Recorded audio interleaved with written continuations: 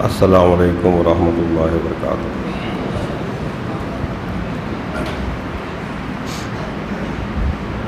الحمد للہ رب العالمین والصلاة والسلام علی سید المرسلین وعلی آلہ واصحابہ اجمعین، اما بعد، اعوذ باللہ من الشیطان الرجیم، بسم اللہ الرحمن الرحیم۔ انا انزلناہ فی لیلۃ القدر وما ادراک ما لیلۃ القدر لیلۃ القدر خیر من الف شہر۔ آمنت باللہ، صدق اللہ العظیم۔ درود و سلام کا ہدیہ پیش کریں۔ اللہم صلی علی سیدنا مولانا محمد معدن الجود والکرم وآلہ وبارک وسلم، صلاۃ و سلام علیکہ یا رسول اللہ صلی اللہ تعالی علیہ وسلم۔ حضرات، ہم نے سورہ قدر کی 3 آیتیں تلاوت کی ہیں۔ اللہ تعالیٰ کا ارشاد ہے، انا انزلناہ فی لیلۃ القدر، بے شک ہم نے اس قرآن کو قدر والی رات میں، شب قدر میں اتارا۔ وما ادراک ما لیلۃ القدر، اے حبیب آپ کیا سمجھیں شب قدر کیا ہے؟ لیلۃ القدر خیر من الف شہر، شب قدر 1000 مہینوں سے بہتر ہے۔ تو اس میں ارشاد فرمایا کہ ہم نے قرآن کریم کو شب قدر میں اتارا، اور سورہ دخان میں ارشاد فرمایا، حامیم والکتاب المبین انا انزلناہ فی لیلۃ مبارکۃ۔ حامیم، روشن کتاب کی قسم، ہم نے اس قرآن کو، اس کتاب کو ایک بڑی برکت والی رات میں اتارا۔ تو جس رات میں قرآن شریف اتارا گیا اس کو سورہ قدر میں لیلۃ القدر کہا، قدر و منزلت والی رات، اور اس کو سورہ دخان میں کہا لیلۃ مبارکۃ، بڑی برکت والی رات۔ اور سورہ بقرہ میں فرمایا، شہر رمضان الذی انزل فیہ القرآن، رمضان کا مہینہ وہ ہے جس میں قرآن اتارا گیا۔ تو اس میں معلوم ہوا کہ قرآن شریف رمضان کے مہینے میں اتارا گیا۔ اور ہم نے رمضان شریف کے پہلے جمعے کو خطبے میں ایک حدیث سنائی تھی آپ کو، بڑی لمبی حدیث تھی، مشکوٰۃ شریف میں وہ حدیث ہے، شعب ایمان میں حدیث ہے، حضرت سلمان فارسی رضی اللہ تعالیٰ عنہ سے روایت ہے کہ اللہ کے نبی صلی اللہ علیہ وسلم نے شعبان کے آخری دن جو خطبہ دیا اس میں ارشاد فرمایا، یا ایھا الناس قد اذلکم شہر عظیم شہر مبارک فیہ لیلۃ خیر من الف شہر۔ اے لوگو، تم پر ایک نہایت عظمت والا مہینہ سایہ فگن ہے، یہ بہت برکت والا مہینہ ہے، اور اس مہینے میں ایک رات ایسی ہے جو 1000 مہینوں سے بہتر ہے۔ تو اب اس حدیث سے معلوم ہوا کہ جو رات 1000 مہینوں سے بہتر ہے وہ رمضان شریف کے اندر ہے، اور اسی رات کی وجہ سے پورے رمضان کے مہینے کو برکت والا بنا دیا گیا۔ تو جو رات 1000 مہینوں سے بہتر ہے وہ رمضان میں ہے، کیونکہ یہ بھی فرمایا کہ رمضان کا مہینہ وہ ہے جس میں قرآن اتارا گیا۔ تو شب قدر رمضان میں ہے، شب مبارک رمضان میں ہے، جو رات 1000 مہینوں سے بہتر ہے وہ رمضان میں ہے۔ چونکہ یہ قول یہ ہے کہ شب قدر کبھی بھی آ سکتی ہے، رمضان ہی میں کوئی ضروری نہیں ہے، پورے سال میں کبھی بھی آ سکتی ہے، ایک قول یہ ہے۔ اس لیے ہم نے بتایا کہ ان حدیثوں اور ان قرآن کی آیتوں سے ثابت ہوا کہ شب قدر رمضان شریف میں ہے، یہ متعین ہے کہ رمضان شریف میں شب قدر ہے۔ تو بہرحال قرآن کریم شب قدر میں اتارا گیا، لیلۃ مبارکہ برکت والی رات میں اتارا گیا۔ کہاں اتارا گیا؟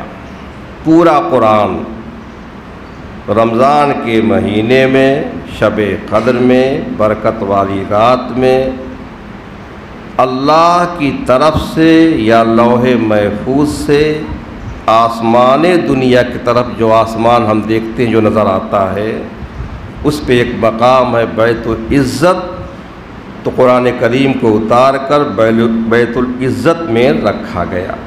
فرشتوں کے جلوس میں وہ قرآن کریم لوح محفوظ سے اتارا گیا اور بہت ہی شان و شوکت کے ساتھ، اہتمام کے ساتھ بیت العزت میں رکھا گیا۔ پھر حضرت جبریل علیہ السلام اس قرآن کو تھوڑا تھوڑا کر کے نبی اکرم صلی اللہ علیہ وسلم پر 23 سال کی مدت میں نازل کرتے رہے۔ تو اب اس سے معلوم ہوا کہ قرآن کریم چونکہ رمضان میں نازل ہوا، تو قرآن کریم کے نازل ہونے کی وجہ سے پورے ماہ رمضان کو برکت والا، عظمت والا، مغفرت والا، بخشش والا بنا دیا گیا۔ کیونکہ وہی فرمایا شہر رمضان الذی انزل فی القرآن ھدی للناس، اس کے بعد پھر فرمایا ہے کہ جو یہ مہینہ پائے فل یصم ہو تو اس کا روزہ رکھے، فمن شہد منکم الشہر فل یصم ہو، جو یہ مہینہ پائے تو اس کا روزہ رکھے۔ تو قرآن کے نازل ہونے کی وجہ سے جس رات میں قرآن کریم نازل ہوا وہ رات شب قدر ہو گئی، جس رات میں قرآن کریم نازل ہوا وہ رات انتہائی برکت والی شب مبارکہ ہو گئی، جس مہینے میں قرآن کریم نازل ہوا بڑی برکت والا، بڑی عظمت والا، مغفرت والا، بخشش والا ہوا، اس کے روزے فرض کیے گئے، رات کا قیام نفل قرار دے دیا گیا۔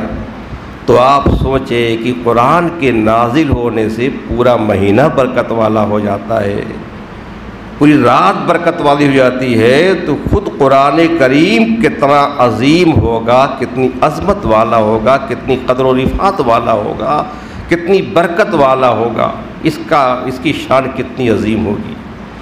اور جس نبی کریم صلی اللہ علیہ وسلم پر قرآن کریم نازل ہوا وہ رسول کتنا عظیم ہوگا، کتنا برکت والا ہوگا، کتنی رفعت والا ہوگا، کتنی عظمت والا ہوگا، اس کا کوئی اندازہ نہیں لگایا جا سکتا۔ اب ہم کچھ فضائل بیان کرتے ہیں، اور یہ بھی کہ اس امت کو شب قدر اللہ نے کیوں عطا فرمائی، یہ عظیم رات کیوں عطا فرمائی، کس موقع پر عطا فرمائی۔ موطا امام مالک میں ہے، حضرت امام مالک رحمۃ اللہ علیہ بیان کرتے ہیں کہ جب رسول اللہ صلی اللہ تعالی وسلم کو پہلے کے لوگوں کی عمروں پر آگاہی ہوئی، آگاہ کیا گیا کہ پہلی امتوں کے لوگوں کی عمریں بڑی لمبی ہوتی تھیں، ہزار سال کے لوگ ہوتے تھے، 1600 سال نوح علیہ السلام کی عمر تھی، آدم کی عمر 1000 برس تھی، بڑی لمبی ان کی عمریں ہوتی تھیں۔ تو حضور اقدس صلی اللہ علیہ وسلم نے ان کے مقابلے میں اپنی امت کے لوگوں کی عمر کو کم پایا، کیونکہ آپ کا ارشاد ہے، حدیث شریف ہے کہ میری امت کی عمر 60 اور 70 کے بیچ میں ہے۔ تو 60 اور 70 کے بیچ میں یہ عمر جو ہے رکھی گئی ہے اس امت کی، یہ عمر طبعی ہوتی ہے۔ 60 سال سے پہلے جس کا انتقال ہوا، عمر طبعی سے کم اس کو عمر ملی، اور 70 سال سے زیادہ جو عمر پا جائے اس نے عمر طبعی سے زیادہ عمر پا لی۔ عمر طبعی عام طور سے جو عمر ہوگی وہ 70 اور 60 کے بیچ میں ہوگی۔ تو کہاں ہزاروں ہزار سال کی زندگی پہلے ہوتی تھی، تو ہمارے حضور نے اب ان کے مقابلے میں اپنی امت کے لوگوں کی عمر کو کم پایا اور خیال فرمایا کہ میری امت کے لوگ اتنی کم عمر میں پہلے امتوں کے برابر عمل کیسے کر سکیں گے؟ ان کی عمریں لمبی ہوتی تھیں، وہ اعمال صالحہ زیادہ کرتے تھے، نیکیاں زیادہ کرتے تھے، تو میری امت کی عمر کم ہوتی ہے تو میری امت اتنے عمل نہیں کر سکے گی۔ آپ یہ سوچ کے پریشان ہوئے۔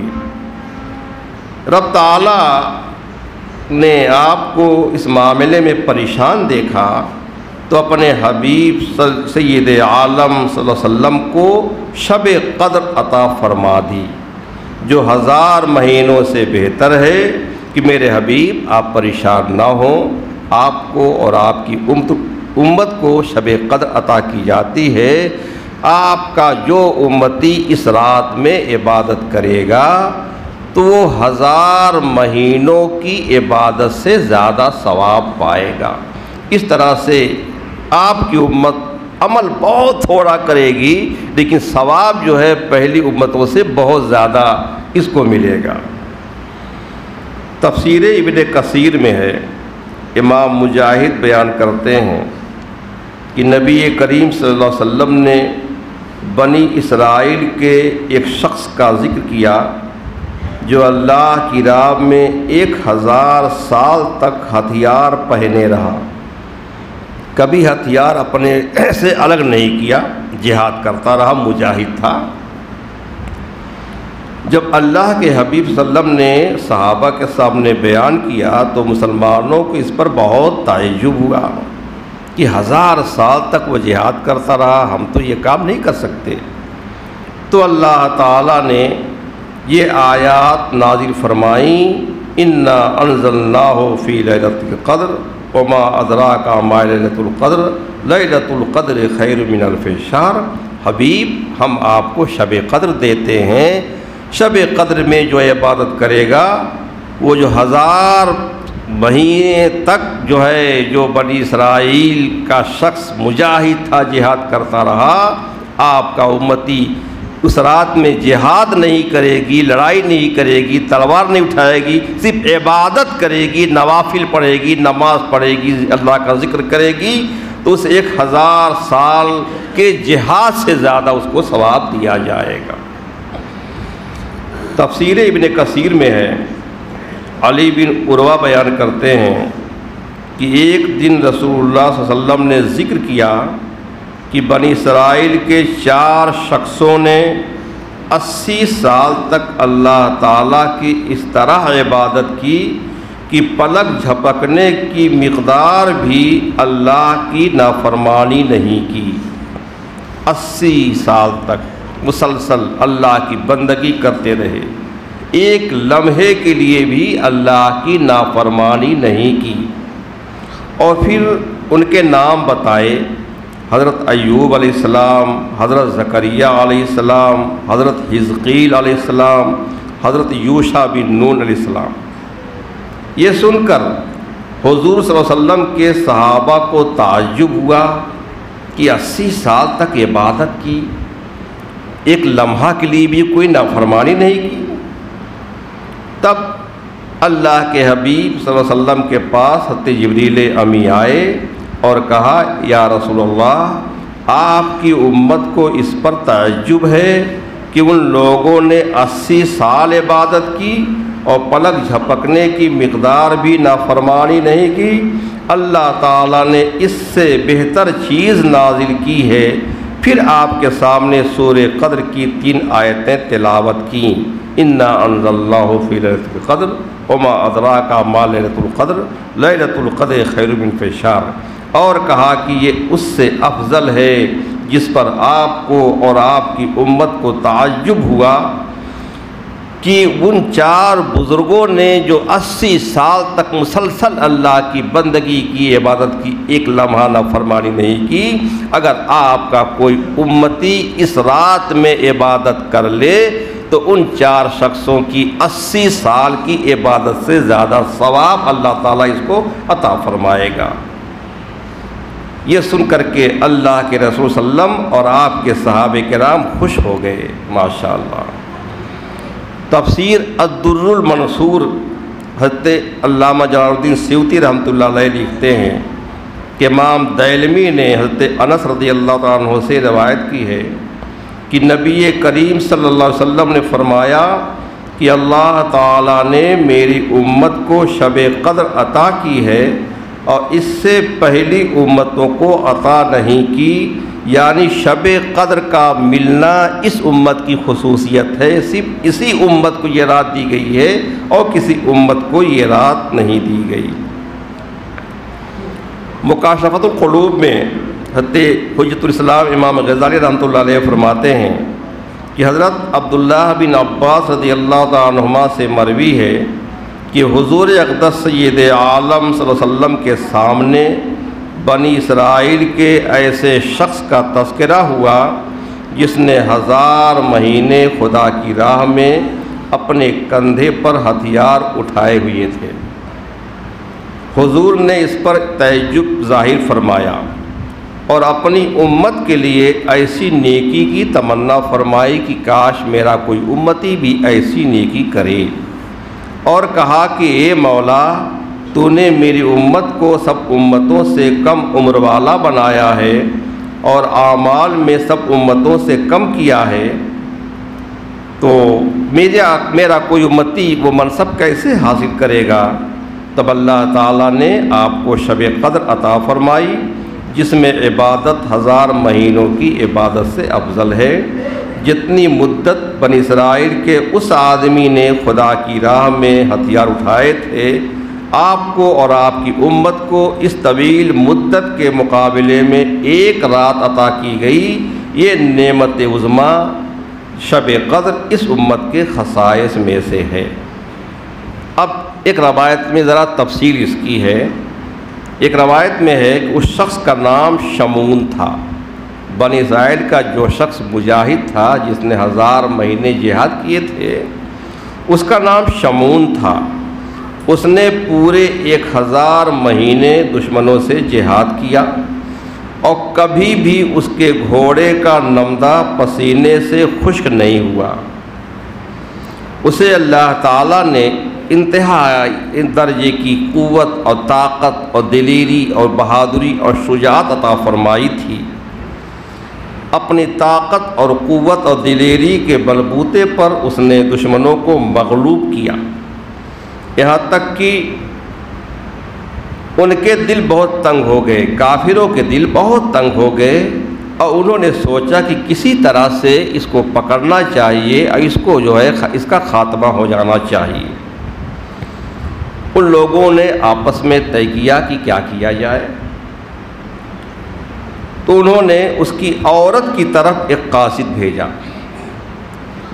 اور وہ اس بات کے ضامن ہوئے کہ وہ عورت کو سونے کا بھرا ہوا تھال پیش کریں گے اگر وہ اپنے شوہر کو قید کرے۔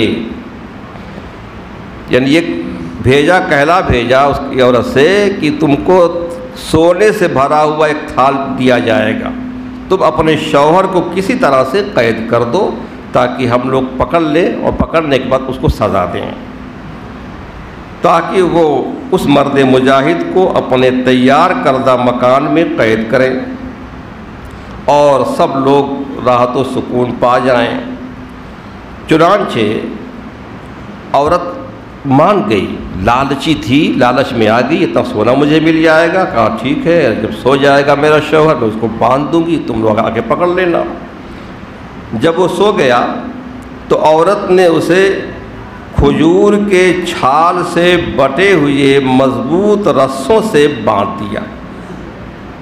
کھجور کے چھال سے بٹے ہوئے مضبوط رسے تھے، رسوں سے باندھ دیا۔ اس کی آنکھ کھل گئی۔ جب وہ بیدار ہوا تو بڑا بہادر و طاقتور تھا، اس نے اپنے جسم کو حرکت دی، ایک انگڑائی لی جس سے اس نے رسیوں کو ٹکڑے ٹکڑے کر دیا، اور عورت سے پوچھا کہ تو نے ایسا کیوں کیا، مجھے کیوں باندھا؟ عورت نے بہانہ کر دیا، وہ بولی کہ میں تمہاری طاقت کا اندازہ لگانا چاہتی تھی، تو واقعی تم بڑے بہادر ہو، اتنی موٹی رسی تھی، مضبوط تھی، تم نے توڑ دیا اس کو آسانی سے، اور کافروں کو خبر دے دی کہ قابو نہیں مل سکا اس کے اوپر۔ جب کافروں کو اس کی خبر ملی تو انہوں نے عورت کی طرف ایک موٹی زنجیر بھیجی، سونے کی موٹی زنجیر، یہ لوہے کی موٹی زنجیر بھیجی کہ اس زنجیر سے باندھ دو۔ عورت نے اسے پھر باندھ دیا۔ جب وہ سو گیا، اس مرد مجاہد نے جب آنکھ کھولی تو پہلے کی طرح پھر ایک انگڑائی لی، اسے بھی توڑ دیا، ٹکڑے ٹکڑے کر دیا۔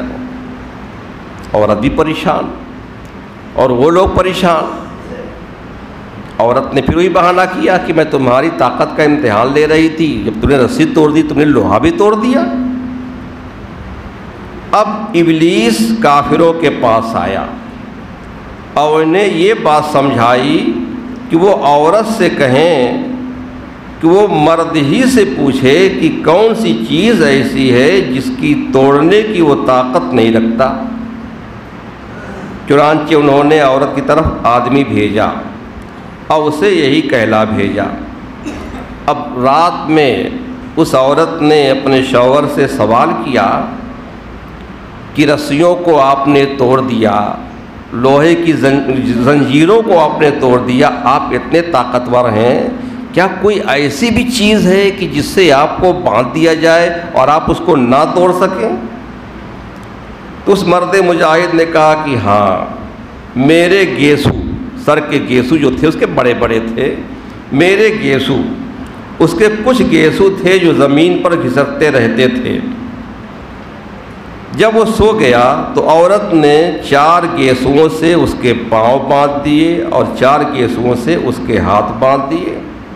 پھر کافروں کو خبر دی، یہ جاگا، ہاتھ پیر ہلایا لیکن توڑ نہ سکا۔ کافر آ گئے، انہوں نے اس کو پکڑ لیا اور اسے اپنی قربان گاہ کی طرف لے گئے۔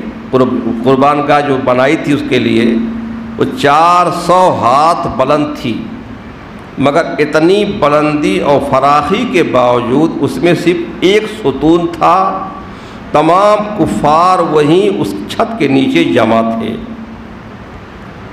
تب اس مرد مجاہد نے اللہ تعالیٰ سے دعا کی کہ اسے ان بندھنوں کو توڑنے کی طاقت بخشے اور ان کافروں پر یہ ستون چھت کے ساتھ گرا دے اور اسے ان کے چنگل سے نجات دے۔ چنانچہ اللہ تعالیٰ نے اسے قوت بخشی، اس نے حرکت کی اور اس کے تمام بندھن ٹوٹ گئے۔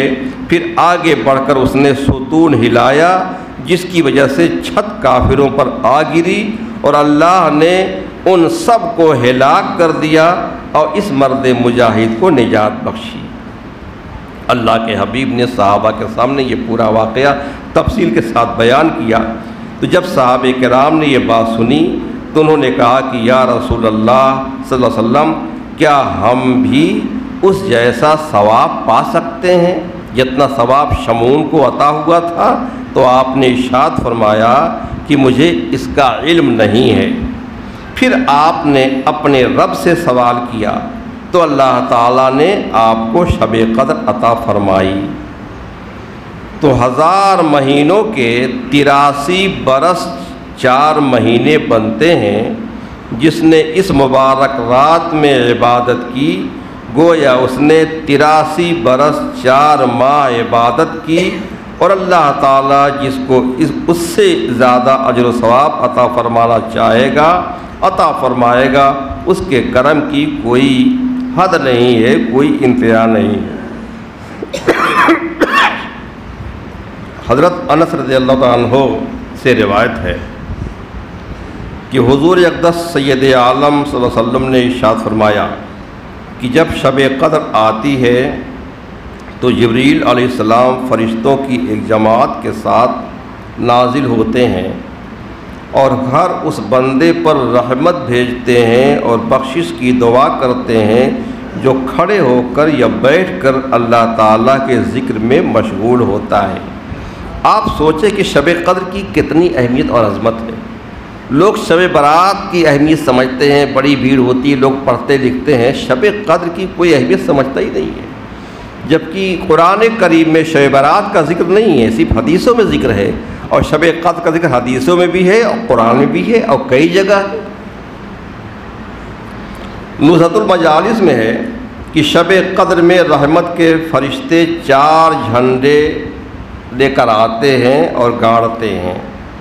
ایک جھنڈا مغفرت کا، لواء المغفرہ، مغفرت کا عالی شان جھنڈا حضور اقدس رحمت عالم صلی اللہ علیہ وسلم کی قبر انور روضہ اقدس پر گاڑ دیتے ہیں، اور دوسرا جھنڈا لواء الرحمہ، رحمت کا جھنڈا، یہ فرشتے کعبہ شریف کی چھت پر نصب کر دیتے ہیں، اور تیسرا جھنڈا لواء الکرامت، کرامت کا جھنڈا یہ بیت المقدس پر نصب کرتے ہیں، اور چوتھا جھنڈا لواء الحمد، حمد کا جھنڈا یہ آسمان اور زمین کے درمیان لہراتے رہتے ہیں۔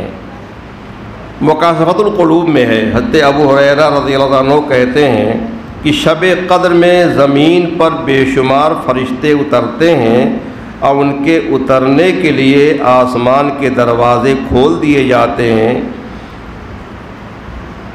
جب فرشتے اترتے ہیں تب انوار چمکتے ہیں، عظیم تجلی ہوتی ہے جس میں ملک عظیم منکشف ہوتا ہے، نگاہیں کھلتی ہیں، جو صاحب نظر ہوتے ہیں ان کی نگاہوں سے حجابات اڑ جاتا ہے، ملک عظیم منکشف ہوتا ہے، لوگ اس میں مختلف درجات پر فائز ہوتے ہیں۔ بعض ایسے ہوتے ہیں جن پر زمین اور آسمان کے ملکوت منکشف ہوتے ہیں۔ جب ان پر آسمانوں کے ملکوت منکشف ہوتے ہیں تو آسمانوں میں فرشتوں کو ان کی ان صورتوں میں دیکھتے ہیں جن میں وہ عبادت میں مشغول ہوتے ہیں، کہ یہاں سے یہ انسان ہو کر کے ان فرشتوں کو دیکھتے ہیں۔ بعض فرشتے قیام میں ہیں، جیسے آپ نماز میں کھڑے ہوتے ہیں، بعض فرشتے قعود میں ہیں، جیسے آپ نماز میں التحیات میں بیٹھتے ہیں، بعض فرشتے رکوع کی حالت میں ہیں، بعض فرشتے سجدے کی حالت میں ہیں، بعض فرشتے اللہ کا ذکر کر رہے ہیں، بعض فرشتے اللہ کا شکر کر رہے ہیں، اور بعض فرشتے تسبیح و تہلیل میں مصروف ہیں۔ اب جو اس رات میں عبادت کرتا ہے تو ان تمام فرشتوں کے برابر اس کو نیکیاں عطا ہوتی ہے، کیونکہ یہ نوافل پڑھتا ہے تو قیام بھی کرتا ہے، قعود بھی کرتا ہے، رکوع بھی کرتا ہے، سجدہ بھی کرتا ہے، تسبیح و تہلیل بھی کرتا ہے، اللہ کا ذکر بھی کرتا ہے، اللہ کا شکر بھی ادا کرتا ہے۔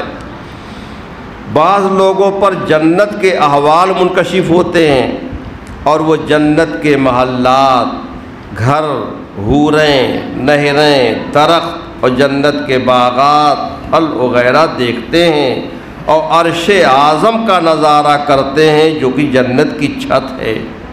انبیاء، اولیاء، شہداء اور صدیقین کے مقامات دیکھتے ہیں، اور بعض ایسے لوگ بھی ہوتے ہیں جن کی آنکھوں سے حجاب اڑ جاتے ہیں اور وہ رب ذوالجلال کا جلوہ دیکھتے ہیں، اللہ کے جمال کے علاوہ اور کچھ ان کو نظر ہی نہیں آتا ہے۔ کیسی عظیم رات ہے یہ۔ حضرت عمر فاروق اعظم رضی اللہ تعالیٰ عنہ سے مروی ہے، حضور اقدس صلی اللہ علیہ وسلم نے فرمایا، جس شخص نے ماہ رمضان کی 27ویں شب صبح ہونے تک عبادت میں گزاری، وہ مجھے رمضان کی تمام راتوں کی عبادت سے زیادہ پسند ہے۔ اس پر سیدہ فاطمہ زہرا رضی اللہ تعالیٰ عنہ نے عرض کیا، اے ابا جان، وہ کمزور مرد اور عورتیں کیا کریں جو قیام پر قدرت نہیں رکھتے، کھڑے نہیں ہو سکتے، کیسے نمازیں پڑھیں؟ تو آپ نے ارشاد فرمایا کہ کیا وہ تکیے نہیں رکھ سکتے؟ جن کا سہارا لیں اور اس رات کے لمحات میں سے کچھ لمحے بیٹھ کر اللہ کی عبادت کریں اور اللہ تعالیٰ سے دعائیں مانگیں۔ ام المومنین حضرت عائشہ صدیقہ رضی اللہ عنہا سے مروی ہے، حضور اقدس صلی اللہ علیہ وسلم نے فرمایا، جس نے شب قدر بیدار ہو کر گزاری، اس میں 2 رکعت نماز ادا کی اور اللہ تعالیٰ سے بخشش طلب کی تو اللہ تعالیٰ نے اسے بخش دیا۔ مولا کائنات حضرت علی رضی اللہ عنہ فرماتے ہیں، جو شخص شب قدر میں سورہ قدر 7 بار پڑھتا ہے، وہی انا انزلناہ فی لیلۃ القدر، یہ جو صورت ہے اس کا نام سورہ قدر ہے، تو مولا کائنات فرماتے ہیں کہ جو شخص شب قدر میں سورہ قدر 7 بار پڑھتا ہے، اللہ تعالیٰ اسے ہر مصیبت اور بلا سے نجات عطا فرما دیتا ہے اور 70,000 فرشتے اس کے لیے جنت کی دعا مانگتے ہیں۔ امی جان حضرت عائشہ صدیقہ فرماتی ہیں، حضرت عائشہ نے اللہ کے رسول صلی اللہ علیہ وسلم سے پوچھا کہ یا رسول اللہ، اگر میں شب قدر پاؤں تو کیا دعا کروں؟ کوئی خاص دعا آپ بتا دیں جو اس رات میں میں اللہ سے مانگوں۔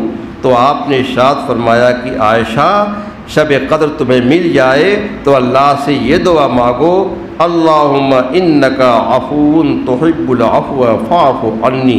یہ دعا ہر آدمی کو یاد کر لینی چاہیے۔ شب قدر کی بڑی خاص دعا اللہ کے حبیب نے امی جان عائشہ صدیقہ کو بتایا ہے اور حضرت عائشہ نے ہم سب کو بتا دیا ہے، اللہم انکا عفو، اے مولا تو معاف کرنے والا ہے، تحب العفو، تو معاف کرنا پسند کرتا ہے کہ بندے بھی دوسرے کو معاف کر دیا کریں، فاعف عنی، تو تم مجھ کو بھی معاف کر دے۔ اس کا یہ ترجمہ ہوا۔